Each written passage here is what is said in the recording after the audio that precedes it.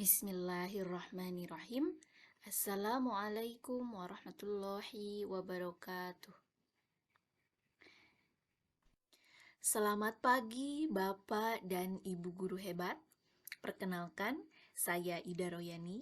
Saya merupakan seorang guru yang bertugas di salah satu sekolah yang ada di Kecamatan Sindang Kasih, Kabupaten Ciamis, yaitu di SD Negeri 2 Sukaresih. Saat ini, saya ingin berbagi pengetahuan tentang pemahaman merdeka belajar. Selamat menyimak video ini.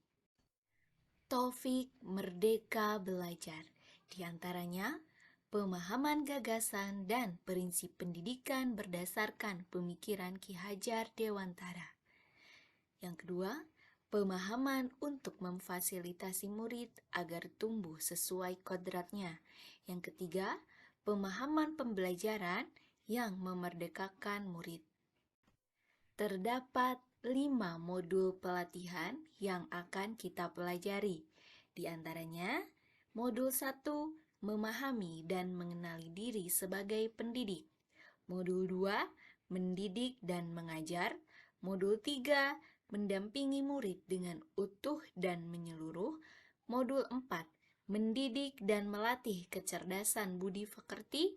Dan modul kelima, yaitu pendidikan yang mengantarkan keselamatan dan kebahagiaan. Modul 1, memahami dan mengenali diri sebagai pendidik. Bapak dan Ibu, sebagai pendidik tentu sudah seharusnya mampu mengenali karakteristik dan kebutuhan murid.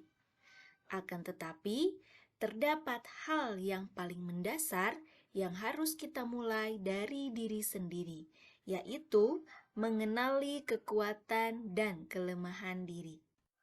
Bapak dan Ibu, kita memiliki peran seorang pendidik. Kita harus secara sadar untuk belajar secara mandiri dan terus memupuk kemampuan kita sebagai pendidik, agar bisa mengantarkan murid kita menjadi manusia yang merdeka. Jadi, apa sebenarnya peran kita sebagai guru? Yaitu menghantarkan murid kepada mimpi dan cita-cita mereka. Untuk dapat melakukan hal tersebut, kita harus menyelaraskan peran sebagai pendidik yang relevan dengan konteks murid dan zaman. Bapak dan Ibu, ingin menjadi sosok guru yang seperti apa? Menjadi sosok guru yang memberikan pengalaman belajar yang menyenangkan, yang akan diingat oleh siswa sepanjang hayatnya. Guru yang bisa menjadi pendorong bagi murid-murid untuk terus tertarik dengan belajar hingga akhir hayat mereka.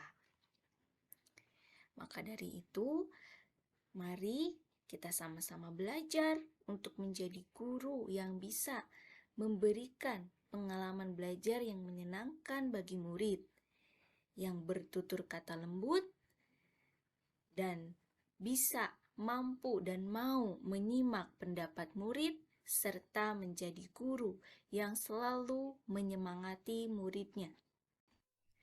Modul 2, mendidik dan mengajar. Pendidikan adalah tempat menabur benih-benih kebudayaan yang hidup dalam masyarakat sekaligus sebagai instrumen tumbuhnya unsur peradaban. Menurut Ki Hajar Dewantara, pendidikan sebagai tuntunan, yaitu tuntunan dalam hidup tumbuhnya murid. Maka, mendidik adalah menuntun segala kodrat yang ada pada murid agar mereka dapat mencapai keselamatan dan kebahagiaan yang setinggi-tingginya sebagai manusia atau masyarakat. Modul 3, mendampingi murid dengan utuh dan menyeluruh.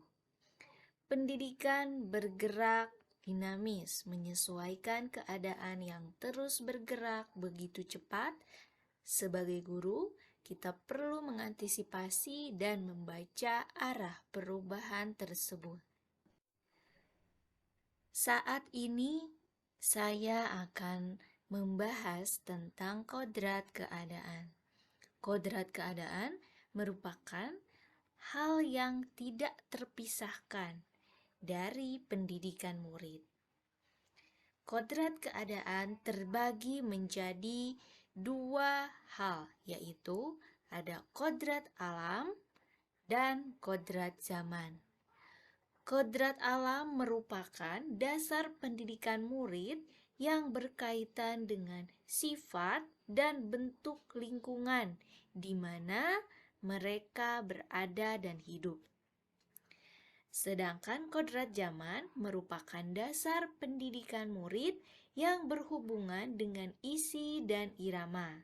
Dengan arti lain, muatan pendidikan dan cara belajar harus menyesuaikan dengan perkembangan zaman. Seiring dengan perubahan yang terjadi dalam pendidikan, Ki Hajar Dewantara mengingatkan bahwa pengaruh-pengaruh dari luar hendaknya tetap dipilah, mana yang sesuai kearifan sosial budaya Indonesia. Dalam mendidik murid, kita harus memperhatikan asas trikon, yaitu kontinuitas, konvergensi, dan konsentris. Kontinu adalah pengembangan pendidikan yang harus dilakukan secara berkesinambungan, dilakukan terus-menerus dengan membuat perencanaan yang baik. Konvergensi yaitu pengembangan pendidikan yang dilakukan bisa mengambil dari berbagai sumber di luar negeri, namun harus disesuaikan dengan kebutuhan yang kita miliki sendiri. Yang ketiga, konsentris, yaitu pendidikan yang dilakukan tidak lepas dari kepribadian bangsa kita sendiri. Modul 4, mendidik dan melatih kecerdasan budi pekerti.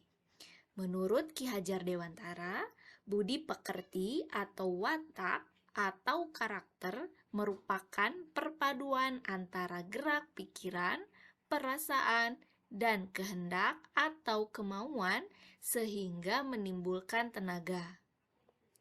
Budi pekerti juga dapat diartikan sebagai perpaduan antara cipta, karsa, sehingga menciptakan karya. Selain itu, Ki Hajar Dewantara juga menjelaskan keluarga menjadi tempat utama yang paling baik untuk melatih pendidikan sosial dan karakter yang baik bagi seorang anak.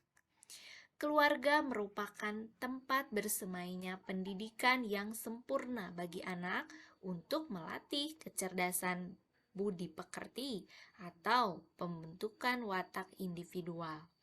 Keluarga juga merupakan sebuah ekosistem kecil untuk mempersiapkan hidup anak dalam bermasyarakat dibanding dengan institusi pendidikan lainnya.